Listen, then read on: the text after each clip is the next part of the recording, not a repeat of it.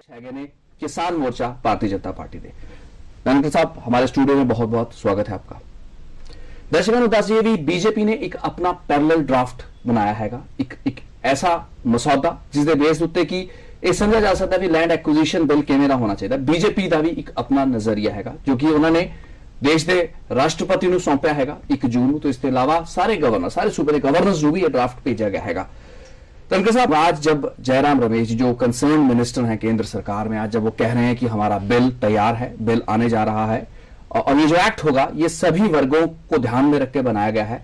किसानों को मुआवजे देने की बात की गई है, कहा जा रहा है कि ग्रामीण इलाकों में रजिस्ट्री की जो कीमत होगी उससे 6 गुना जो मुआवजा है किसानों को दिया जाएगा। इसके अलावा शहरी इलाकों और ग्रामीण इलाकों में भी स्लैब्स में फर्क होगा और यह भी साथ साथ रीइंफोर्स किया जा रहा है कि विकास की रफ्तार, डेवलपमेंट, इंडस्ट्रियल डेवलपमेंट पर इस किसी भी बिल का ड्रैकोनियन असर नहीं पड़ने दिया जाएगा। तो इन सभी चीजों को सुनने के बाद कुछ संतुष्टि आपको मिलती है कि बीजेपी या और तमाम जो वर्ग चिंताएं जता रहे हैं और आज ये बिल बनने जा रहा, तो कई कंसर्न्स आपके एड्रेस किए गए होंगे इस ड्राफ्ट में। पहले तो मैं बता दूं कि सोनिया गांधी जी के नेतृत्व वाली सलाहकार परिषद ने इनके पिछले यूपीए 1 में भी एक्सरसाइज की थी और उन्होंने ही एक ड्राफ्ट बनाकर सरकार को सौंपा था, जिस पर मनमोहन सिंह जी की सरकार ने काम करते हुए 14वीं लोकसभा में उस ड्राफ्ट को प्रस्तुत किया था।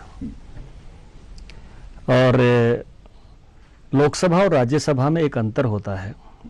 कोई जब विधेयक, प्रारूप विधेयक, ड्राफ्ट बिल लोकसभा में प्रेजेंट किया जाता है, उस लोकसभा के कार्यकाल में अगर वो कानून नहीं बनता तो लोकसभा का कार्यकाल समाप्त होते ही लैप्स हो जाता है। इसलिए वो 2007 का इनका प्रारूप लैप्स हो गया। और राज्यसभा में ये अंतर होता है कि राज्यसभा एक स्थायी हाउस है, स्थायी सदन है, तो वहां जो भी ड्राफ्ट प्रस्तुत होते हैं वो हमेशा वेटिंग में रहते हैं। तो वो एक्सरसाइज भी इन्होंने ही की थी। दूसरा मैं आपको ध्यान करा दूं, पट्टा प्रसोल अभी हुआ लेकिन 14 अगस्त को टप्पल हुआ। आजादी की दिन से एक दिन पहले पिछले साल 3 किसान वहां जेपी के हाईटेक सिटी को से अपनी जमीन बचाते हुए मारे गए। वहां सब पार्टियां गई, हम भी गए, राजनाथ सिंह जी के नेतृत्व में गए, राहुल गांधी भी गए, दिग्विजय भी गए। और उस समय भी किसानों का एक जत्था लेकर राहुल गांधी मनमोहन सिंह जी से मिले। उस समय भी इन्होंने वादा किया था कि आने वाला जो देश का शीतकालीन सत्र होगा उसमें हम भूमि अधिग्रहण का नया कानून लेकर आएंगे। इन सभी चीजों को कहने का मायना यह है कि आपको अभी भी सरकार की नीयत पे शक है या मुझे इस बात का शुबा है कि ये बिल नहीं आएगा? हाँ, मैं ये कह रहा हूँ कि बिल नहीं आएगा ऐसा तो नहीं है। वातावरण बना है, बिल आएगा, हम भी उम्मीद कर रहे हैं बिल आना चाहिए। लेकिन कांग्रेस पार्टी जिस प्रकार से बार बार कहती और बोलती है उसको परिणाम तक पहुंचने में जो अंतर होता है मैं आपको ध्यान कराना चाहता हूं। सोनिया के नेतृत्व वाली कमेटी ड्राफ्ट देती है, एक प्रारूप देती है, सरकार उस पर काम करती है, सरकार काम करके लेके आती है, फिर भी कानून नहीं बनता है।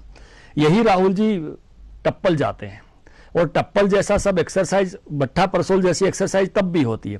अब यूपी का चुनाव है इसलिए यात्रा प्लस हो गई, तब यात्रा नहीं थी, इतना ही अंतर है।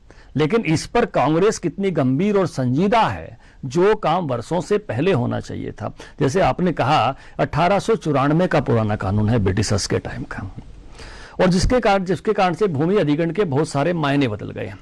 मैं आपको बता दूं कि भूमि अधिग्रहण जो है वो कॉन्करेंट लिस्ट में है, राज्य सरकार और केंद्र सरकार दोनों उस पर काम करते हैं। और जब कोई विषय कॉन्करेंट लिस्ट में होता है तो केंद्र सरकार का जो बिल होता है वो मॉडल होता है, उससे पीछे कोई नहीं जा सकता, राज्य उससे आगे जा सकते हैं। तो भिन्न भिन्न राज्यों ने ऑर्डिनेंस जारी करके अपने अपने राज्यों में कुछ परिवर्तन किए और बहुत सारे राज्यों में ऐसे विवाद भी नहीं हुए। लेकिन बहुत सारे राज्यों में आज भी विवाद चल रहे हैं। सैकड़ों स्थानों पर किसानों के धरने चल रहे हैं, मुकदमे चल रहे हैं, हजारों की संख्या में देश भर में अपनी जमीन बचाने के लिए। और किसान इस विषय पर मैं ये कहूंगा अस्तित्व की लड़ाई लड़ रहा है, अपने अस्तित्व के लिए वो संघर्ष कर रहा है, इसलिए जान पर खेलने की नौबत आती है। इस अविश्वास का कारण आज भी उस वक्त जबकि शायद लोगों के जनमानस के बीच में इस बात को ले जाए जाने की गुंजाइश या जरूरत बीजेपी के लिए ज्यादा है कि कांग्रेस द्वारा ये सब जो सब कुछ किया जा रहा है, बिल बनाया जा रहा है यूपीए सरकार द्वारा, भट्टा परसौल की घटना के बाद और यूपी में असेंबली चुनावों से पहले, ये एक राजनीतिक मूवमेंट के तहत की जा रही बात है जो कि शायद उनको कहीं ना कहीं थोड़ा बहुत फायदा देगी। इस चीज की ओर ध्यान लेने की वजह आप अभी भी ये मानना चाह रहे हैं कि कांग्रेस अभी भी बिल ना लाने को लेकर संजीदा है, जबकि बिल तो शायद आने वाले कुछ हफ्तों में पेश हो जाएगा। मैं ये नहीं कह रहा इस चीज का फायदा क्या मिल पा रहा है? मैंने ये नहीं कहा, मैंने पहले की उनकी संजीदगी की आपकी चर्चा की है। लेकिन आज अगर वो बिल ले आते तो क्या वो संजीदा ज्यादा हो जाएंगे? मैं कहता हूं कि किसी भी कारण से, भट्ठा प्रसूल के कारण से, उत्तर प्रदेश के चुनाव के कारण से, पॉलिटिकल कारणों से भी एक अगर किसानों के लिए एक मॉडल बिल, उनके हितों की रक्षा करने वाला मॉडल बिल आता है तो किसानों के हित में कम से कम आगे के लिए अच्छा होगा। और कुछ मौलिक सवाल हैं जिन सवालों का जवाब इस बिल में ढूंढने की जरूरत है। आपके पास इस अविश्वास या इस चिंता के अलावा कि ये बिल कब आएगा, क्या वाकई आ पाएगा, बन पाएगा, एक्ट एक स्वरूप ले पाएगा, इन चीजों के अलावा भी क्या कोई खदशा है कि इस ड्राफ्ट बिल में क्या क्या चीजें होंगी, क्या नहीं होगी? मैंने जिक्र किया है कि जिस तरीके से 6 गुना ज्यादा मुआवजा रजिस्टर्ड प्राइस से किसानों को दिए जाने की बातें की गई हैं, इसी तरीके से जयराम रमेश ये भी कह रहे हैं कि एक किस्म का बैलेंस मेंटेन किया जाएगा। ये नहीं कि इतना ज्यादा मुआवजा या इस स्तर पर किसानों को खुश करने की कोशिश की जाए ताकि इंडस्ट्रियल जो वर्ग है या यानी कि वो लोग हैं जिनको इन्वेस्टमेंट करनी है देश में, वो नाराज हो जाएंगे। तो सभी चीजों को साथ ले जाने की कोशिशें और जयराम रमेश जैसे मंत्री ये कर रहे हैं, इस हालात में आपकी क्या उम्मीदें उनसे? देखिए, 6 गुना यहां क्या कोई आकर्षक बात नहीं है। इस क्षेत्र में किसान से 500 रुपए गज लेकर 5000 रुपए गज सरकार की जो अथॉरिटीज हैं वो पूंजीपतियों को देती हैं और वो 50,000 रुपए स्क्वायर गज लेता है, तो इसमें 6 गुना क्या है? इसमें विषय दूसरे ढंग से टैकल करने पड़ेंगे, दूसरे ढंग से इस पर विचार करना पड़ेगा। किसान से आप ले रहे हो, ये अब तक होता था जो आप कह रहे हैं। इस बिल के बाद हम ये उम्मीद कर रहे हैं कि जो रजिस्टर्ड प्राइस की वो बात कर रहे हैं वो मार्केट प्राइस के हिसाब से जो रजिस्ट्रियां होती हैं वो मार्केट प्राइस के हिसाब से 6 गुना कॉम्पेंसेशन की बात है। हम सोच सकते हैं ये बात, हालांकि अगर ये नहीं होता तो फिर तो बात वहीं की वहीं खड़ी है। कहीं भी कोई भी रजिस्ट्री मार्केट प्राइस पर नहीं होती। बिल्कुल वही मैं कह रहा हूं, इसलिए तो 6 गुना रजिस्ट्री से ऊपर वो दे रहे हैं। कोई भी अच्छा, फिर दूसरा भी है ना, किसकी मार्केट प्राइस देना चाहते हो? खेती की जमीन की। आप मेरे से खेती की जमीन ले रहे हो, आप खेती की मार्केट प्राइस दे रहे हो, आपने खेती करनी है क्या? आप उसका CLU चेंज करके वहां माल बनाएंगे, आप हाईटेक सिटी बनाएंगे, आप वहां पर इंडस्ट्री लगाएंगे, आप रेजिडेंशियल एरिया वहां पर बनाएंगे, 1-1 करोड़ का 1-1 फ्लैट बेचेंगे। आप अगर खेती के लिए ले रहे हो तो खेती की मार्केट प्राइस से मैं संतुष्ट हूं, लेकिन आप किसी दूसरे पर्पज से ले रहे हो तो पहले लैंड यूज चेंज करो ना। जब किसी के किसान से जमीन लेते हैं तो उसके साथ 2 तरह की ज्यादती होती है। अधिग्रहण का मतलब है जबरन लेना, तो इसलिए वो उससे लेंगे ही। दूसरी जबरदस्ती है रेट की जबरदस्ती। तो किसान के साथ आने वाले कानून में दूसरे तरह की जबरदस्ती नहीं होनी चाहिए। आपका जो ड्राफ्ट आपने जून में जो सभी राज्यपालों को अपना मसौदा सौंपा है, राष्ट्रपति को भी सौंपा है, उसमें क्या मॉडल है? आपका क्या तजवीज है? बीजेपी का क्या? हमने कहा है कि 4 मौलिक सवालों के उत्तर इस ड्राफ्ट में खोजे जाने चाहिए। पहला सवाल है परपज का, कि किस उद्देश्य के लिए जमीन ली जा रही है। पिछले 6-7 वर्षों में जो पर्पज का घालमेल हो गया है, पहले जो केवल सरकारी कामों के लिए जमीन ली जा रही थी, अब प्रॉफिट के लिए ली जा रही है। सरकार कॉरपोरेट घरानों के लिए काम कर रही है, किसानों की जमीन सस्ते दामों के देकर उनके लैंड बैंक बन रहे हैं। इसलिए पर्पज स्पष्ट हो कि किस काम के लिए जमीन ली जा रही है। उसमें हमारा कहना यह है कि सरकार बिचौलिए की भूमिका से हटे। अगर किसी कॉरपोरेट घराने ने अपने औद्योगिक विकास के लिए, अपने किसी व्यावसायिक काम के लिए जमीन लेनी है तो वो किसानों से सीधे लें, सरकार मिडलमैन की भूमिका नहीं निभाए। और सरकार केवल सरकारी कामों से वो स्पष्ट हो, उसकी लिस्ट बने पर्पज की कि इन कामों के लिए लेगी तो सरकार लेगी। तो ये 2 अलग किए जाने चाहिए। सबसे मुख्य मुद्दा यही है। 2007 के ड्राफ्ट में भी बहस का विषय यही था। 2007 के ड्राफ्ट में इन्होंने तय किया था कि 70% अगर कोई कॉरपोरेट घराना जमीन खुद ले लेता है तो 30% के लिए सरकार बीच में आ जाएगी आखिर में। हमारा कहना यह है कि सरकार बीच में क्यों आना चाहती है? जब किसान के लिए रेट मिलने का समय आएगा, मलाई का समय आएगा, क्योंकि लास्ट में तो रेट ज्यादा मिलता है, जो रोक पाएंगे उनके लिए सरकार बीच में आ जाएगी। तो सरकार केवल किसानों के हितों की अनदेखी ना हो, इसकी चिंता तो करे, लेकिन सरकार को बिचौलिए की भूमिका नहीं निभानी चाहिए। दूसरा हमारा कहना यह है कि आप लेंगे ये तो ठीक है, लेकिन किसान से कैसे लेंगे उसके लिए उसको टेबल पर बैठाइए, उसमें कई विकल्प रखिए। जैसे पेट्रोल पंप कंपनियां लीज पर जमीन लेती हैं, पेट्रोल पंप चलाने के लिए 30 साल की लीज पर लेती हैं, किसान को रेंट मिलता है। आप रेंट इस दृष्टि से हरियाणा जैसे राज्यों के मॉडल जो कहा भी जा रहा है, शायद इस सेंट्रल ड्राफ्ट में भी उसमें से कुछ चीज इनकॉर्पोरेट की जाएंगे, तो क्या वो सही है? वो रॉयल्टी के हिसाब से उल्टा हरियाणा में ये क्रिटिकली एग्जामिन किया जाता है कि अगर ये रॉयल्टी कुछ भी नहीं है, it is nothing, it is peanuts basically. अगर आप 30 साल तक एक पर्टिकुलर रॉयल्टी देख रहे हैं जिसमें कि कुछ परसेंटेज का इजाफा हर साल हो रहा है, तो वो तो कुछ भी नहीं है 30 साल के हिसाब से। जो उसको इन्होंने एन्युटी वार्षिकी कहा है। एन्युटी, वो जो वार्षिकी है वो तो बहुत मामूली है और 33 वर्षों में उसकी कीमत कुछ नहीं बचेगी। अगर आज आप 20,000 रुपए दे रहे हो मेरे को, 33 साल बाद उस 20,000 की कीमत क्या बचेगी? इसलिए वो तो किसानों को एक फेंके जाने वाला लालच का टुकड़ा है। उसको हम कहते हैं कि आप वार्षिकी उसको अगर देना चाहते हैं पुनर्वास के एक हिस्से के रूप में, तो उसको 33 वर्षों तक उसकी कीमत मेंटेन करिए। आज 20,000 रुपए है तो 33 साल बाद इस 20,000 की जो कीमत होगी वो उसकी बनी रहे, इसलिए 5% का इजाफा प्रतिवर्ष कीजिए, जिससे उसको उस समय तक उसकी वो बनी रहे, उसकी कुछ वैल्यू बनी रहे। लेकिन दूसरा महत्वपूर्ण पॉइंट ये है कि हरियाणा की प्रशंसा केवल इसलिए हो रही है कि रेट ज्यादा दिए जा रहे हैं। हरियाणा में जमीनों के रेट ज्यादा हैं, गुड़गांव बाकी राज्यों में कहां है? उड़ीसा और हरियाणा की तुलना थोड़ी हो सकती है, किसी दूसरे बिहार झारखंड की हरियाणा की तुलना थोड़ी हो सकती है। लेकिन जब वहां हमारे फरीदाबाद का किसान, हमारी चंदावली की सरपंच, मचगर के लोग जब ये कहते हैं कि हमारे 1 एकड़ जमीन के बदले हम फरीदाबाद के किसी एक सेक्टर में एक प्लाट नहीं ले सकते, तो वो जमीन अधिग्रहण की नीति अच्छी कैसे है? और जमीन अधिग्रहण की अगर हरियाणा की नीति अच्छी है तो गोरखपुर में आंदोलन क्यों है, फरीदाबाद में आंदोलन क्यों है, खेड़ी साध रोहतक में आंदोलन क्यों है, अंबाला में आंदोलन क्यों है? किसान यहां से इस सारे मसले से संतुष्ट नहीं है। ये आदर्श नीति नहीं है। चलिए छोटे कमर्शियल ब्रेक के लिए रुक लेते हैं, एक छोटा कमर्शियल ब्रेक ले लिए। किसान संतुष्ट नहीं है, लेकिन किसान की संतुष्टि की एक एम होना चाहिए, गोल होना चाहिए। हालांकि किसान मोर्चा दे बीजेपी के राष्ट्रीय अध्यक्ष साडे नाल हैगे ने, लेकिन ये समझना भी बहुत ज्यादा जरूरी है कि लैंड एक्विजिशन भूमि अधिग्रहण ते पूरे मुद्दे नूं की सिर्फ किसानां दी सैटिस्फैक्शन है मुआवजे दे एंगल तो कि सही या गलत मुआवजा है, उस एंगल तो देखा जाना चाहिए। ਉਹਦੇ ਵਿੱਚ ਹੋਰ ਵੀ ਕੁਝ ਐਸਪੈਕਟਸ ਜਾਂ ਫੈਕਟਰਸ ਹੈਗੇ ਨੇ ਜਿਨ੍ਹਾਂ ਨੂੰ ਕਿ ਜ਼ਰੂਰ ਵਿਚਾਰਿਆ ਜਾਣਾ ਚਾਹੀਦਾ ਹੈ। ਛੋਟੇ ਬ੍ਰੇਕ ਤੋਂ ਬਾਅਦ ਵਾਪਸ ਆਵਾਂਗੇ ਚਰਚਾ ਦੇ ਵਿੱਚ। Doaba Group of Colleges, where enlightenment leads to empowerment, is a brand name in the field of technical and professional education. Established in 1998, especially empowering women technocrats with ragging-free campuses. Kharad near Chandigarh, Raipur near Ropar, Raho near Nawashahar, having best infrastructure, highly skilled faculty, the first choice of MNCs for placements and overseas tie-ups for students and faculty exchange. For more details, log on to www.edu.dgc.in. Look into my life.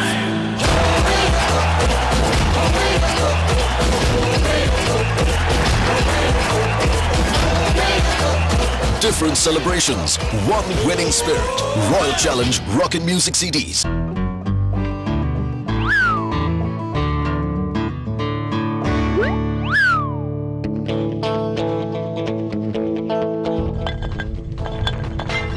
अब gift छप्पर फाड़ के आएंगे। Presenting घर भरो contest, जहां हमारे birthday पर एक लकी शॉपर जीत सकता है स्टार सीजे के एक दिन के सारे प्रोडक्ट्स। इसके अलावा हर पार्टिसिपेंट को मिलेगा एक अश्योर्ड गिफ्ट भी, only on star CJ alive. देख खुशियां दे फुट के फुआरे बल्लीए, जदों दी अमन फीड पाई गावां मज्जियां नु जट देता होगे बाहर न्यारे बल्लीए, जदों दी अमन फीड पाई गावां मज्जियां नु अपने ता होगे बाहर न्यारे सोहणिया। The brand new Indica EV2, 25 kilometers per liter. 25? Yes, sir.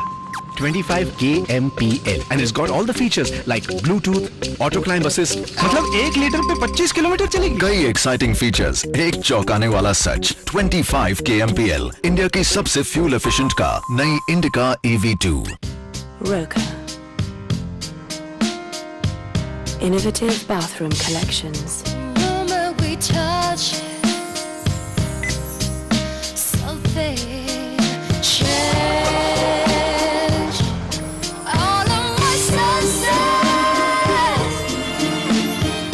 Awaken your senses. Stylish design. Roka.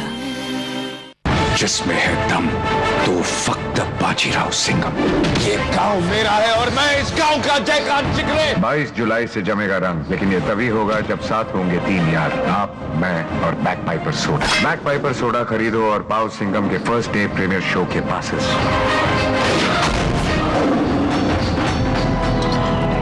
खूब जमेगा रंग जब मिल बैठेंगे 3 यार, आप, मैं और back Piper soda. Beauty parlour का लाइसेंस मिल जाएगा, बस कुछ पत्तियां लगेंगी। सर छोटी पत्ती या बड़ी? देखिए हम यहाँ हिसाब करने तो बैठे नहीं, आप दे दीजिए बस। ये लीजिए प्रीमियम, छोटी बड़ी पत्तियां दोनों हैं। टाटा टी एक्सपर्ट्स ने बनाई है प्रीमियम। छोटी पत्ती दे कड़कपन, बड़ी पत्ती दे खुशबू, ताकि आपको मिले बेहतरीन स्वाद। हर शेव है आपके चेहरे पर हमला। वीजॉन शेविंग क्रीम में है टी ट्री ऑयल जो कीटाणुओं का सामना करे और त्वचा को रखे सुरक्षित। वीजॉन शेव एकदम safe. Vijohn shaving cream, world's largest selling shaving cream. Straight talk program ਵਿੱਚ ब्रेक तो बाद स्वागत है। साड़ी गलबात हो रही है इस वक्त ओम प्रकाश धनखड़ जी ਦੇ ਨਾਲ जो कि राष्ट्रीय अध्यक्ष है ने किसान मोर्चा बीजेपी। गलबात हो रही है एक ऐसे कानून जो कि देश ਵਿੱਚ बनन जा रहा है, लग रहा है भी बनेगा, land acquisition act, land acquisition ਦਾ ਉਹ ਕਾਨੂੰਨ जो कि बहुत पुराना है, 1894 ਦਾ ਇੱਕ ਆਊਟਡੇਟਡ ਕਾਨੂੰਨ ਹੈ ਜਿਸ ਦੇ ਤਹਿਤ ਕਿ ਇਸ ਵਕਤ ਜ਼ਮੀਨਾਂ ਨੂੰ ਐਕਵਾਇਰ ਕੀਤਾ ਜਾਂਦਾ ਹੈ ਕਿਸਾਨਾਂ ਤੋਂ ਜ਼ਬਰਨ ਵੀ ਤੇ ਵੱਖਰੇ ਤਰੀਕੇ ਨਾਲ ਵੀ। ਲੇਕਿਨ ਬਹੁਤ ਵੱਡੇ ਲੈਵਲ ਦੇ ਕਲੈਸ਼ਸ, ਕਨਫਰੰਟੇਸ਼ਨ ਅਸੀਂ ਵੇਖੀਆਂ ਹੈਗੇ ਨੇ, ਖਾਸ ਕਰਕੇ ਉੱਤਰ ਪ੍ਰਦੇਸ਼ ਤੇ ਕਈ ਹੋਰ ਸੂਬਿਆਂ ਦੇ ਵਿੱਚ, ਜਦੋਂ ਕਿ ਇਹ ਕਨਫਰੰਟੇਸ਼ਨ ਇਹਨਾਂ ਐਜੀਟੇਸ਼ਨ ਨੇ ਇੱਕ ਵਾਇਲੈਂਟ ਟਰਨ ਲਿਆ ਹੈਗਾ। ਤੇ ਜੇ ਆਪਾਂ 2007 ਤੋਂ ਬਾਅਦ ਦੀ ਗੱਲ ਕਰੀਏ, ਪਿਛਲੇ लगभग 3 या 4 ਸਾਲਾਂ ਦੇ ਵਿੱਚ ਦਰਜਨਾਂ ਕਿਸਾਨ ਆਪਣੀ ਜਾਨਾਂ ਗਵਾ ਚੁੱਕੇ ਨੇ ਇਸ ਕਿਸਮ ਦੇ ਹਿੰਸਕ ਝੜਪਾਂ ਦੇ ਵਿੱਚ। ਉਸ ਵਕਤ ਜਦੋਂ ਕਿ ਕੇਂਦਰ ਸਰਕਾਰ ਦਾ ਇੱਕ ड्राफ्ट रेडी है लैंड एक्विजिशन बिल का, साथ में गलबात हो रही है धनखड़ जी की। धनखड़ जी, पिछले सेगमेंट में आपने एक बहुत जरूरी पॉइंट को टच किया था कि किसान क्या संतुष्ट है नहीं है, क्या ये पैमाना होना चाहिए इस पूरे अधिग्रहण कानून को स्टडी करने का, उसे ड्राफ्टिंग करने का? क्योंकि अगर किसानों की संतुष्टि एक पैमाना है तो फिर पैमाना कॉम्पेंसेशन या मुआवजे पर आके खत्म हो जाए। नहीं। हम समझ रहे हैं कि जितने भी किसान आंदोलन हुए हैं उसमें मुद्दा कभी इस बात का नहीं रहा है कि उनसे जबरन जमीनें ली गई या नहीं ली गई। बहुत से मामले ऐसे रहे जिनमें कि किसानों को दिया जाने वाला मुआवजा नाकाफी था, कम था, उन्हें लगा कि वो ठगे गए तो उन्होंने आंदोलन किया। देश में खुराक सुरक्षा का एक अलग मुद्दा है, फूड सिक्योरिटी का एक अलग क्राइसिस है जिसके बारे में किसान वर्ग भी आज बात नहीं कर रहे हैं। आप किसान मोर्चा के नेता हैं लेकिन आप भी किसानों को सेटिस्फाई करने की बात कर रहे हैं। देश की फूड सिक्योरिटी का क्या होने वाला है जब इस बड़े पैमाने पर ये जमीनें एक्वायर होंगी, उसके बारे में अभी भी चिंताएं उस स्तर पर नहीं हो पा रही हैं।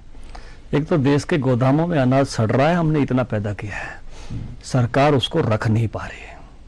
लेकिन वो गारंटी नहीं है आपकी फूड सिक्योरिटी। नहीं, ये सोचना कि वो जो गोदामों में नहीं, हमने हमारा जो पिछले 2 वर्षों का उत्पादन है देश का खाद्यान्नों का इतना ज्यादा है कि सरकार रख नहीं पा रही है। तो एक तो किसानों को ऐसे मत करिए कि वो खाद्य सुरक्षा की चिंता नहीं कर रहे। दूसरा, इस भूमि अधिग्रहण के विषय को हमने देखना पड़ेगा तो केवल मुआवजे में नहीं, इसके 2 इससे ज्यादा महत्वपूर्ण संदर्भ है। एक संदर्भ है पुनर्वास। देश में जितने भी आज तक किसी भी प्रकार के विकास के प्रोजेक्ट बने हैं, आप देश में एक भी अच्छा पुनर्वास का उदाहरण नहीं बता सकते। यानी कोई भाखड़ा नंगल डैम से उजड़े हुए लोग भी आज तक भी तकलीफ में हैं। इसलिए पुनर्वास की बहुत अच्छी व्यवस्था हो। किस कीमत पर आप जमीन अधिग्रहित कर रहे हो, जो आबादी उजाड़ रहे हो उस आबादी का क्या होगा, पुनर्वास की चिंता। दूसरा, जमीन केवल एक एसेट नहीं है जिसमें केवल आप कुछ रुपए दे दोगे। जमीन हजारों सालों से रोजगार भी है और जो आगे हजारों साल तक चल रहा है। तो एम्प्लॉयमेंट का क्या होगा? एक बार का पैसा एम्प्लॉयमेंट नहीं है, रोजगार का क्या होगा उसकी चिंता किए जाने की जरूरत है। ये सवाल आपने खड़े किए हैं, लेकिन क्या इनके जवाब भी आपके पास हैं? आप जब मामले को इतना स्टडी कर चुके हैं, कौन सा मॉडल? पंजाब में लैंड पूलिंग स्कीम चल रही है जहां पर कि आप पुनर्वास के उस एस्पेक्ट को कुछ हद तक उन्होंने टेक केयर किया है।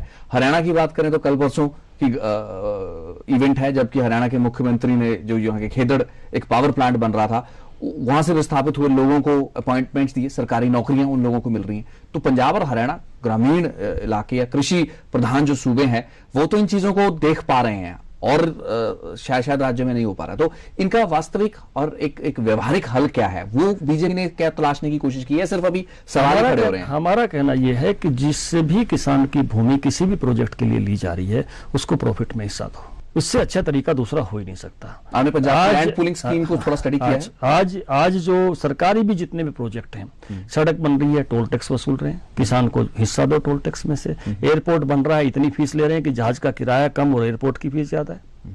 रेल पर भाड़ा ले रहे हैं और किराया ले रहे हैं, नहर का आबियाना ले रहे हैं। सरकार के हर प्रोजेक्ट प्रॉफिट में है। हर काम के लिए जी जो है वो प्रॉफिट में हिस्सा दिया जाना चाहिए। दूसरा हमारा कहना यह कि जितने भी लैंडलेस लोग उस इलाके में रहते हैं उनका भी रोजगार उसी गांव में चलता है, बेशक उनके पास जमीन नहीं है। खेती में करने वाले मजदूर हैं, काम करने वाले मजदूर हैं।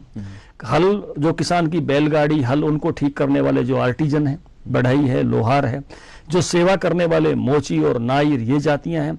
जो आबादी वहां पर लैंडलेस रहती है, जब गांव उजड़ता है तो सबका रोजगार उजड़ता है। तो उनका पुनर्वास, उनके रोजगार की भी चिंता इस कानून में होनी चाहिए। लैंडलेस लोगों की भी चिंता करो, केवल लैंड वालों को मुआवजा देने से पार नहीं पड़ेगी। इसलिए जितने भी इसके पक्ष हैं, उन सभी पक्षों पर 2-3 बातें मैं आपसे और साझी करना चाहूंगा। आप कितनी जमीन लेंगे किसी प्रोजेक्ट के लिए? इस नए कानून में एक स्वतंत्र प्राधिकरण बनना चाहिए, एक एजेंसी बननी चाहिए। मैं मान लो एक कारपोरेट घराना हूं और मैं कह रहा हूं मुझे एक प्रोजेक्ट लगाना है और मैं कहता हूं मुझे 1 लाख एकड़ जमीन दे दो, मुझे जरूरत है क्या? यानी रिलायंस का सेज 10,000 एकड़ में बनेगा, वेदांता की यूनिवर्सिटी 6,000 एकड़ में बनेगी, फार्मूला रेस कार का सर्कल जो बनेगा वो 2,500 एकड़ में बनेगा। कितनी जमीन चाहिए? 1,000 से 2,500 करने में दिक्कत नहीं होती। किसी सेज को बनाने के लिए कितनी जमीन चाहिए? एक जिले जितनी जमीन चाहिए क्या? एक यूनिवर्सिटी बनाने के लिए 6,000 एकड़ चाहिए क्या? तो ये कितनी जमीन चाहिए? ये जमीनों की जो भूख बढ़ी है, देश का अधिकांश ब्लैक मनी मैं कहूंगा कि आज जमीनों में खप रहा है, इसलिए किसानों के हाथ से जमीन निकल रही है। सामान्य लोगों को घर और मकान बनाने के लिए जमीनें नहीं मिल रही हैं। इस सबका कारण ये है। तो ये जमीन की जो भूख बढ़ी है हमारे एमएनसी, जो बड़े बड़े कॉर्पोरेट घरानों की, इसको कहीं ना कहीं चेक करना पड़ेगा कितनी जमीन दी जाए। और दूसरा इसमें महत्वपूर्ण विषय है कि कैसी जमीन दी जाए। जहां पर 3 फसलें, गंगा यमुना दोआब के बीच का जो सारा इलाका है, जहां पर 3-3 फसल किसान ले रहा है, वो जमीन भी आप दे रहे हो। जहां इरिगेटेड लैंड है वो भी दे रहे हो। देश में 50% जमीन पर खेती होती है, 50% बिना खेती की जमीन है, उसमें से दीजिए। जो कम से कम इरिगेटेड नहीं है, 1 फसल लेती है, उसमें से दीजिए। यानी कौन सी जमीन ले रहे हो ये भी तय करना पड़ेगा। फिर एक बार जमीन गई और 5 वर्षों तक कुछ काम ही नहीं है, उस पर वापसी का रास्ता खोलना चाहिए। 1952 में बिरला जी की कार के लिए जो 750 एकड़ जमीन वो ली गई, एक्वायर की गई कलकत्ता के खास इलाके में, उसमें से आधी जमीन आज भी यूज नहीं हो रही, और ना वो इंडस्ट्री के काम आई और ना वो किसी खेती के काम आई। ऐसे दुनिया भर के प्रोजेक्टों में एक्स्ट्रा जमीन लेकर केवल छोड़ी हुई है। तो लैंड की वापसी का भी सिस्टम बनना चाहिए। और सबसे मोटा सवाल ये है, ये सभी चीज आपकी बड़ी महत्वपूर्ण है, लेकिन इतना लंबा समय 1894 का लैंड एक्विजिशन जिसकी हम बात कर रहे हैं कानून की, इतना पुराना कह सकते हैं कानून, लेकिन बीजेपी जो कि खुद भी सत्ता में रही, बीजेपी जिसने कि शायद आप किसान मोर्चा के अध्यक्ष हैं, इन मुद्दों को कभी उठाया? किसी स्तर पर एक मुद्दा बने? भट्टा परसौल की हमें इंतजार करनी पड़ी, कब राहुल गांधी जाएंगे और यूपी में एक फ्लैश पॉइंट क्रिएट होगा, उसके बाद बीजेपी भी एक ड्राफ्ट लेके आ जाएगी और राष्ट्रपति और राज्यपालों को देगी? ऐसा नहीं है। शुरू से ही हर विषय पर हर राजनीतिक दल का एक सुविचारित मत रहता है। हम भी सरकार चला रहे हैं 9 राज्यों में, 6 में हमारी है, 3 में साझे में है, लेकिन लोग हरियाणा में मर रहे हैं, श्रीकाकुलम में मर रहे हैं, उत्तर प्रदेश में मर रहे हैं। मैं कहूंगा कि कम से कम मेरे मुख्यमंत्री अच्छा काम कर रहे हैं कि वह लोग नहीं मर रहे हैं। सिंगूर होता है बंगाल में, वही टाटा जब गुजरात में आता है तो नहीं होता है, स्वागत होता है उसका।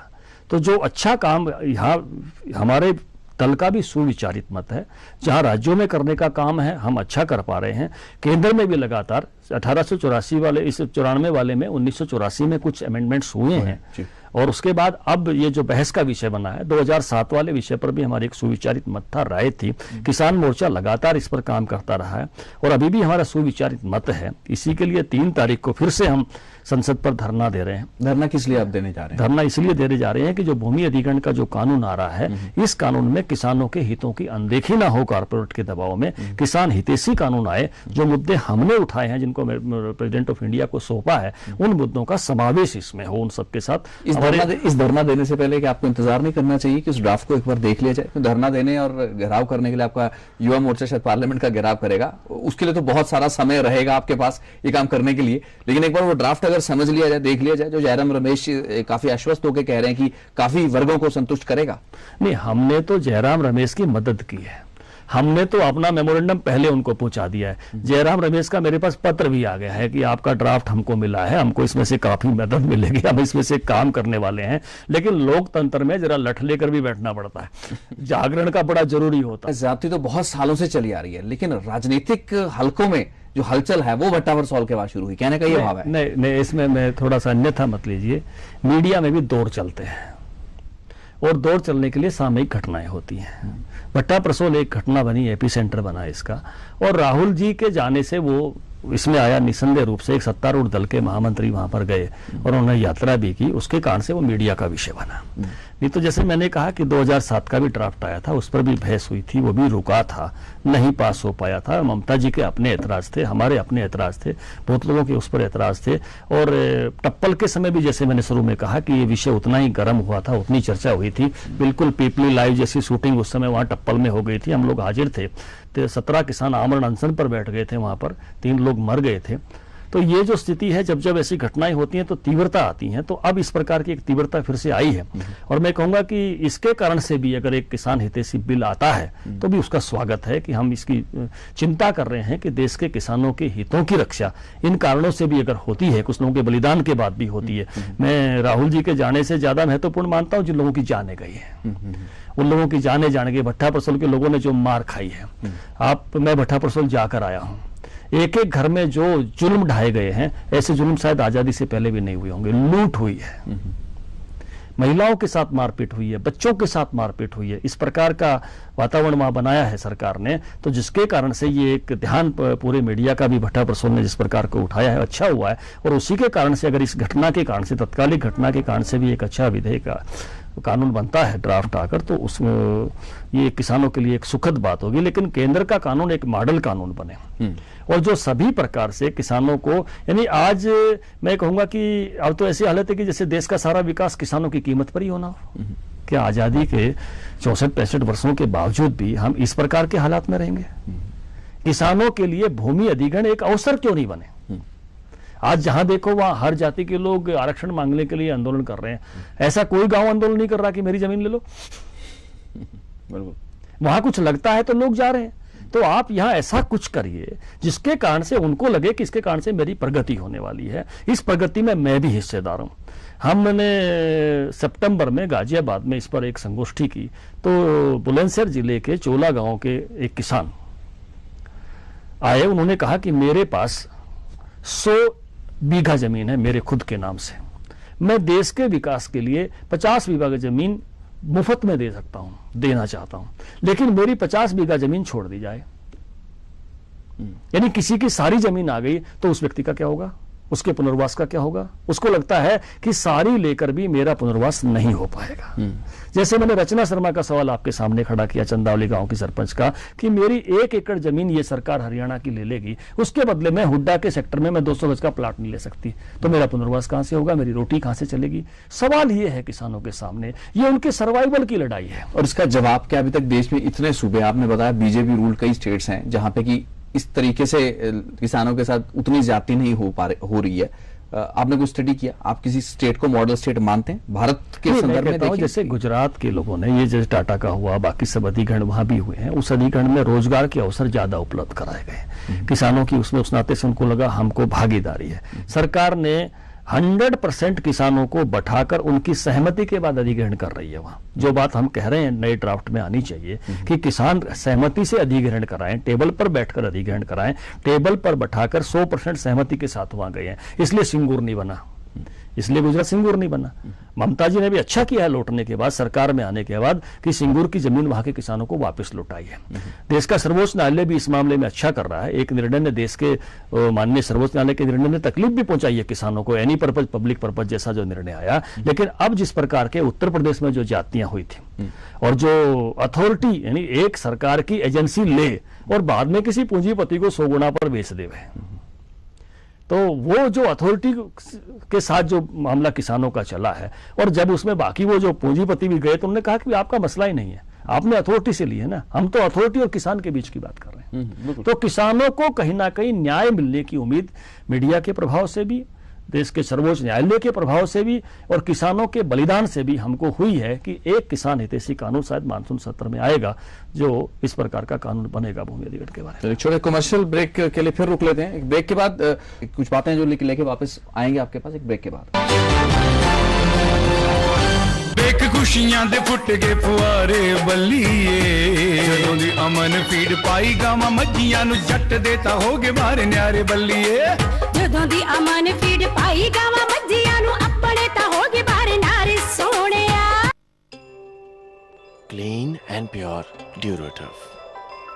Aesthetic and inviting Duroturf. Spick and span Duroturf.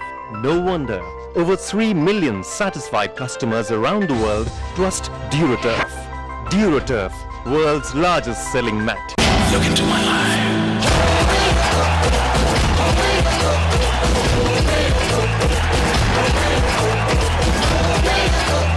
Different celebrations, one winning spirit. Royal Challenge Rocket Music CDs. Max switch starter जो करे आपके बिजली उपकरणों की संपूर्ण देखभाल। मैक्स। तारा नी तारा केड़ी गल्लो खुशियां ने अज हुस्न दियां सरकार। चाचा जी मज्जां नु पुछ रहे हो? आहो ना एका तो रुसियां ने। रुसना ही नीलू जदों अगलियां नु खाण नु मनपसंद फीड नहीं मिलू। भला केड़ी फीड खा के मज गुड फील करदी है? मज तारा फीड वेख के कलोल करदी खावे तारा तारा। फिर सुबह शाम दूध दा खटोल भरदी खा के फीड तारा। आए मज्जां नु नजारा जदों फीड मिल जवे तारा।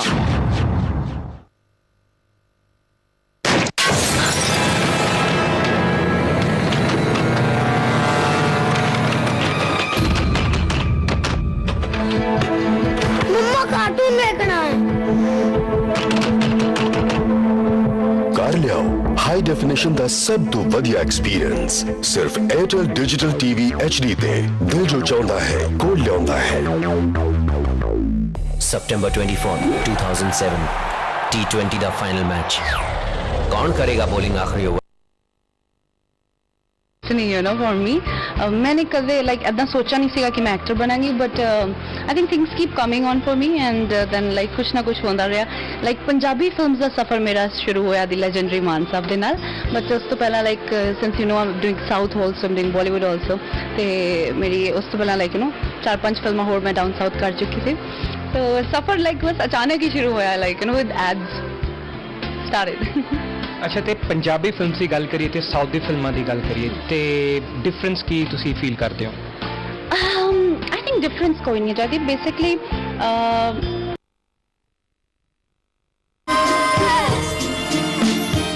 Awaken your senses. Stylish design. Roka. क्या आपकी फैनेस आसानी से चली जाती है? Now get one that won't. Only natural white with triple vitamins. सिर्फ 15 रुपीस में ये अंदर तक जाके आपको दे glowing fairness for only 15 rupees. Only natural white.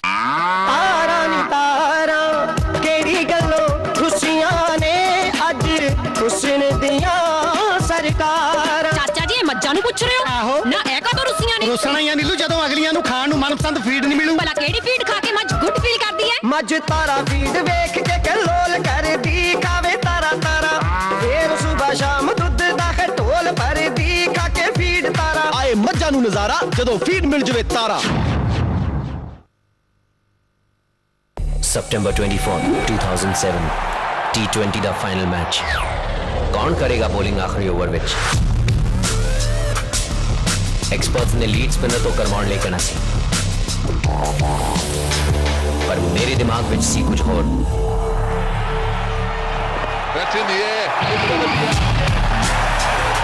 क्योंकि कामयाब होने लई तुहानू होना पवेगा दूजियां तो वखरा। McDowell's number 1 platinum soda, the number 1 spirit of leadership. स्वागत है प्रोग्राम स्टेट टॉक की गलबात साड़ी जारी है ओम प्रकाश धनखड़ जी दे नाल जो कि राष्ट्रीय अध्यक्ष है ने भारतीय जनता पार्टी किसान मोर्चा दे। इस वक्त गलबात हो रही है उस कानून की जो कि देश विच उम्मीद है संभावना है भी वो आ जाएगा।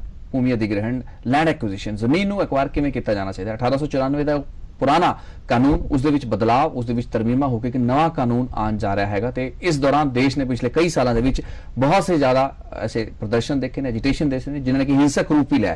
किस तरीके नाल किसानां ने अपने आप नूं ठगिया होया महसूस किया जदों कि उन्हां दी जमीन कौड़ियां दे भाव लैके वड्डे सरमाएदारां नूं वड्डी MNCs नूं दित्तियां जांदियां ने वड्डे रसूखदार घराणिਆਂ ਨੂੰ ਦਿੱਤੀਆਂ ਜਾਂਦੀਆਂ ਨੇ जो कि लैंड पूल्स ਲੱਖਾਂ ਲੱਖਾਂ एकड़ दे बना रहे हैं ने देश भर दे विच। धनखड़ जी लेकिन एक बड़ा सवाल ये है कि जब भी किसी जमीन को अधिग्रहण किया जाता है आप कह रहे हैं कि उस हालात में एक CLU होता है जिसके बाद की जमीन की कीमतें बदल जाती हैं। लेकिन अक्सर हमने देखा है कि एक बिल्डर और सरकारों का एक नेक्सस रहता है जिसमें कि मुद्दा है कि आप कानून कितना भी मजबूत क्यों ना ले आए लेकिन किस इलाके की जमीन को उसकी रफ्तार डेवलपमेंट की, विकास की दर कैसी होने वाली है, उसमें कौन से प्रोजेक्ट आने वाले हैं, ये एक चीज है जो कि अक्सर बहुत ही एक सीक्रेट ढंग से रखी जाती है। और इन्हीं बेसिस के ऊपर आज हम ये नहीं कह सकते कि सरकारों ने बहुत ज्यादा जमीनें खुद अधिग्रहण की हैं। बहुत सी ऐसी जमीनें हैं, हजारों लाखों एकड़ जमीनें जो कि खुद निजी घरानों ने बिना विवादों के भी एक्वायर कर ली। अब मुद्दा ये नहीं है कि किसान क्या प्रदर्शन करेंगे, किसान क्या एजिटेशन पर उतरेंगे, मुद्दा ये भी है कि वो जो अधिग्रहण हुए, चाहे वो किसानों की सहमति या उनको एक अच्छा मुआवजा देने के बाद हो पाए, लेकिन गलत तो वो भी रहे, क्योंकि उसमें भी एक कोल्यूजन था, उसमें एक बिल्डर का माफिया था, उसमें सरकारों के साथ मिली भुगत करके पहले ही ये चीजें समझ ली गई कि मास्टर प्लान के तहत कौन सी जमीनें पड़ने वाली हैं, उनका भाव किस तरीके से बढ़ने वाला है। उसके बाद अगर किसान प्रदर्शन ना भी करें, एजिटेशन ना भी करें, तो भी हम सुनिश्चित नहीं कर पा रहे हैं कि हुआ क्या। और आज अगर अच्छा कानून, मजबूत कानून बन भी जाता है, उन हितों को, उन सरोकारों को कौन देखेगा? क्या आश्वस्त है कि उसका कोई हल है? देखिए, इसमें कई तरह के धोखे किसानों के साथ हुए हैं। बहुत जगह हरियाणा में भी ऐसी घोषणाएं हुई, कई राज्यों में मैं देख रहा हूं यहाँ एयरपोर्ट बनने वाला है, वहां एयरपोर्ट बने नहीं, यहाँ मेट्रो आने वाली है, ऐसे नक्शे बनाकर लाते हैं कि यहाँ मेट्रो अभी तक आने वाली है। जमीनों के भाव बढ़ गए, सेक्शन 4 लगा दिया गया, वापिस हटा लिया गया। सरकार ने अपने लिए जमीन एक्वायर की और सरकार ने किसी निजी घराने को जमीन दे दी। गुड़गांव का जो 1700 करोड़ का डीएलएफ को जमीन देने का झगड़ा है, वो यही है जो आरोप लगे हरियाणा सरकार पर, जो उनकी ही पार्टी के लोगों ने मुद्दा उठाया, उनकी ही पार्टी के लोग लेकर चले विपक्ष की बजाय। ऐसे तरह तरह से इसमें धोखाधड़ियां हुई है। और जिसमें मेरा कहना यह है कि इसमें जो चिंता करने की बात है, क्योंकि मैं जिस पक्ष की चिंता कर रहा हूं, जिस वर्ग की चिंता कर रहा हूं, उसको खेती के अलावा दूसरा काम नहीं आता, उसको मनी मैनेजमेंट नहीं आता। एक बार के पैसे से उसको समृद्धि तो आती है, बड़ी बड़ी गाड़ियां उसकी दौड़ने लगती हैं, लेकिन 5 साल में, 4 साल में वो सब लोग लैंडलेस लेबर बन जाते हैं, खो जाते हैं कहीं पर, पता नहीं कहां चले गए, गांव के गांव समाप्त हो जाते हैं। अगर इसका उदाहरण देखना हो तो दिल्ली में आज से कई वर्षों पहले जब ग्रामीण इलाकों में शहर आया था, अधिग्रहण हुए थे, आज दिल्ली के गांव की स्थितियां क्या है? वो सब समाप्त होते हैं, खत्म हो जाते हैं, उस भीड़ में कहीं खो जाते हैं, पता भी नहीं चलता। इसलिए पुनर्वास ज्यादा महत्व का विषय है, केवल मुआवजा महत्व का विषय नहीं। रोजगार ज्यादा महत्व का विषय है। और रिलायंस ने जब सेज के लिए जमीन एक्वायर की, जिस पर इतने आंदोलन भी हरियाणा में, उस इलाके के सभी नौजवानों को बुलाया, पर्सनल ड्यूटी डेवलपमेंट करके तुमको रोजगार देंगे। एक भी नौजवान को रोजगार नहीं दिया, आज भी सेज शुरू नहीं हुआ। बिल्कुल, एक भी एक्टिविटी शुरू नहीं हुई। सैकड़ों स्पेशल इकोनॉमिक जोन की जो है ना, वो यहाँ पर हरियाणा में डिक्लेरेशन हो गई, सरकार ने उनको जमीनें दे दी हैं, कोई भी काम शुरू नहीं हो पाया। तो ये जो धोखाधड़ी होती है, जो टाइम की धोखाधड़ी होती है, जो दिखावा होता है, घोषणाएं होती हैं, जो प्राइवेट घराने उस प्रकार के कमिटमेंट्स पर पूरे नहीं उतरते हैं, तो उनको सरकार कहीं ना कहीं इस कानून के माध्यम से, हमारा कहना यह है, इसी प्रकार से एक इसका पहलू और भी है, जमीन अधिग्रहण से संबंधित लाखों मुकदमे देश की भिन्न भिन्न अदालतों में, और उन पर निर्णय नहीं हो पाता, सालों साल से चले हुए हैं, 52 तक के अब तक चले हुए हैं। इसी के लिए न्यायिक व्यवस्था इसी उसमें विधेयक में खड़ी करनी चाहिए, नीचे से ऊपर तक का एक सिस्टम बनाना चाहिए कि जमीन के विवादों को ये प्राधिकरण निपटाएगा, जिसमें न्यायिक बैकग्राउंड के लोग हों और जिसका निपटारा एक समयबद्ध हो कि 3 महीने में निपटेंगे। दूसरा हमारा कहना है कि जब तक किसान को उसका मुआवजा नहीं मिल जाए, तब तक उसका नाम चेंज नहीं होना चाहिए। ये मतलब नहीं होना चाहिए कि आपने सेक्शन 4 लगा दिया है, आपने कहा कि हम ले रहे हैं, तो उससे पहले ही यमुना एक्सप्रेस वे पर क्या हुआ, जो झगड़ा हुआ टप्पल में, किसानों का नाम बदलकर जमीन पहले ही उनके नाम चली गई जिनको दी जानी चाहिए थी। किसान देखते ही रह गया,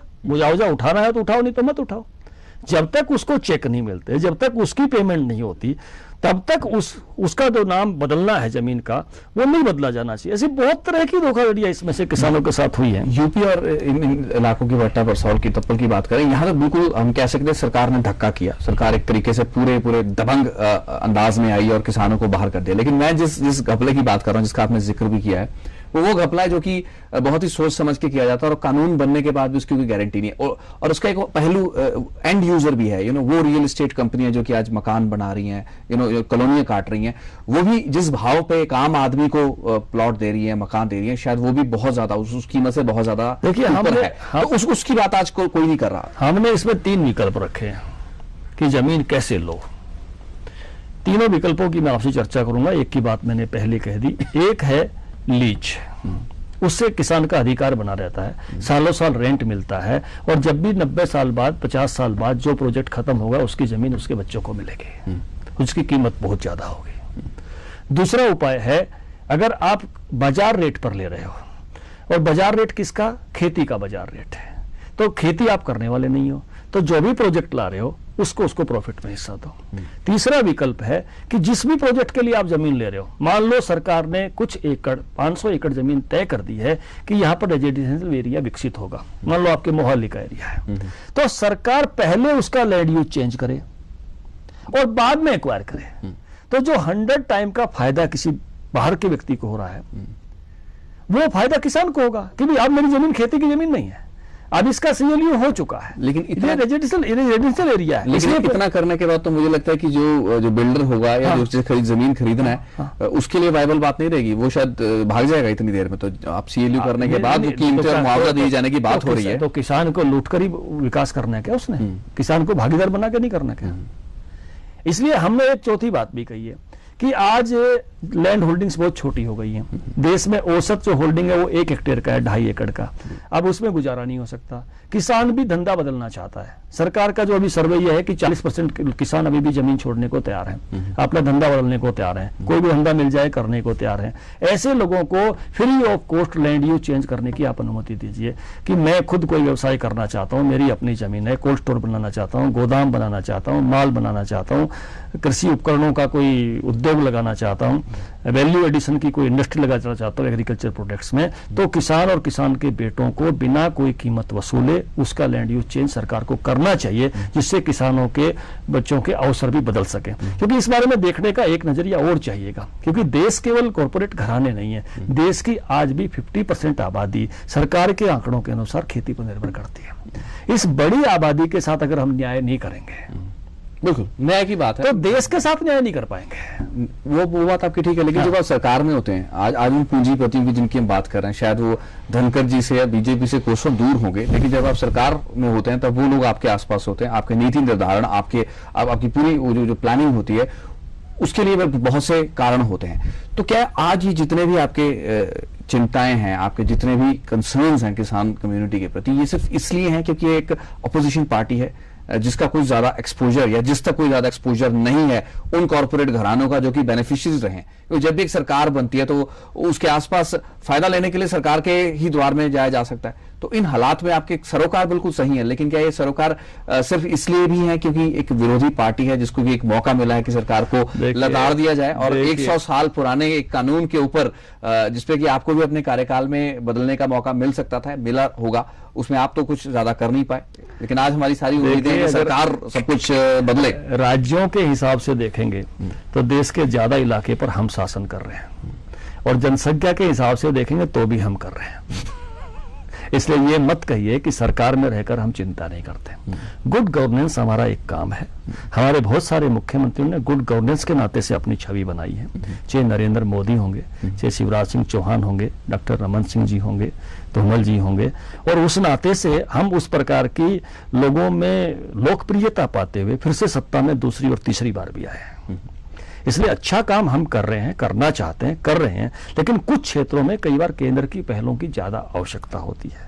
और ये भूमि का जिस प्रकार का विषय है कि जिन राज्यों में ज्यादा विवाद है, आज ज्यादा विवाद उड़ीसा में है, ज्यादा विवाद हरियाणा में है, ज्यादा विवाद उत्तर प्रदेश में है, ज्यादा विवाद आंध्र प्रदेश में है, वो राज्य ज्यादा हैं, या तो कांग्रेस की सरकारें हैं या हमारी सरकारें नहीं हैं, किसी अन्य दल की सरकारें हैं। इसलिए पूरे देश में सारा वातावरण अच्छा हो और पूरे देश के लिए एक मॉडल विषय आता है तो हम भी उसमें और आगे बढ़ेंगे। किस किस्म का सहयोग आपका रहेगा? आप बतौर अपने किसान मोर्चा के अध्यक्ष होने के नाते कह सकते हैं कि अगर सरकार का वो कानून जो कि आने जा रहा है वो ड्राफ्ट है, अगर आपकी आकांक्षाओं के को पूरी तरह से पूरा करेगा, इसकी उम्मीद हमें भी कम है क्योंकि हर चीज 100% नहीं हो सकती, लेकिन अगर वो आसपास भी होता तो आप जितना बेहतरी के लिए हो सकेगा उसको समर्थन करेंगे। अगर हमने जो मेमोरेंडम सौंपा है, जो मांग हम कर रहे हैं, उन सबको जोड़कर सरकार लेकर आती है तो हम सरकार का स्वागत करेंगे। लेकिन धरना देना जरूरी है, क्योंकि धरना तो इसलिए देना अभी आ नहीं रहा है, आए पहले तो प्रेजेंट हो, जो मुद्दे हमने उठाए हैं वो आए हैं, उसके लिए जागरूक होकर किसान खड़ा है, ये दिखा रहा है कि किसान भी जागरूक है। आप केवल कॉर्पोरेट लॉबी के दबाव में ना आ जाएं, केवल कुछ लोगों की चिंता नहीं करें जिसकी कर रहे हैं पिछले 7-8 सालों से, जिनके दबाव में सब हम मर रहे हैं, इसलिए हमारा खड़ा होना जरूरी है। चलिए इसी नोट के ऊपर हमें इस चर्चा को भी वाइंड अप करना पड़ेगा। समय भी इजाजत नहीं दे रहा सानू, गलबात में वाइंड अप करते हैं। बहुत बहुत धन्यवाद धनखड़ साहब, आप हमारे साथ स्टूडियो में आए और आपका जो पर्सपेक्टिव है, उम्मीद करेंगे कि हमारे दर्शक तक ये बात क्लैरिटी से पहुंच सकी होगी कि बीजेपी का क्या सोचना है, क्या नजरिया है, और एक काफी वैलिड रेलेवेंट नजरिया जिसे कि सरकारों को समझने की भी आवश्यकता है और जो ड्राफ्ट आ रहा है उसमें इनकॉर्पोरेट किया जाए अगर केंद्र के स्तर पर, क्योंकि एक गाइडिंग टूल के रूप में ये कानून काम करने वाला और राज्यों के लिए भी तो एक बेहतर बात होगी। बहुत बहुत धन्यवाद धनखड़ साहब। PTC का बहुत बहुत धन्यवाद। ये बात किसानों तक जाएगी और सरकार तक भी जाएगी, आपके माध्यम से एक अच्छा ड्राफ्ट आएगा, इसकी हम उम्मीद करते हैं। चलिए धन्यवाद बहुत बहुत। लेने तो इजाजत धनखड़ साहब ਨਾਲ ਸਾਡੀ ਗੱਲਬਾਤ ਤੁਹਾਨੂੰ ਕਿਹੋ ਜਿਹੀ ਲੱਗੀ ਜ਼ਰੂਰ ਆਪਣੇ ਵਿਚਾਰ ਆਪਣੇ ਸੁਜੈਸ਼ਨ ਸਾਨੂੰ feedback@ptcnetwork.tv ਤੇ ਭੇਜੋ। ਇੱਕ ਛੋਟੇ ਕਮਰਸ਼ੀਅਲ ਬ੍ਰੇਕ ਦਾ ਸਮਾਂ, ਬ੍ਰੇਕ ਲਈ ਰੁਕ ਕੇ ਉਸ ਤੋਂ ਬਾਅਦ ਖਬਰਾਂ ਲਈ ਸਾਡੇ ਨਾਲ ਬਣੇ ਰਹੋ। ਧੰਨਵਾਦ।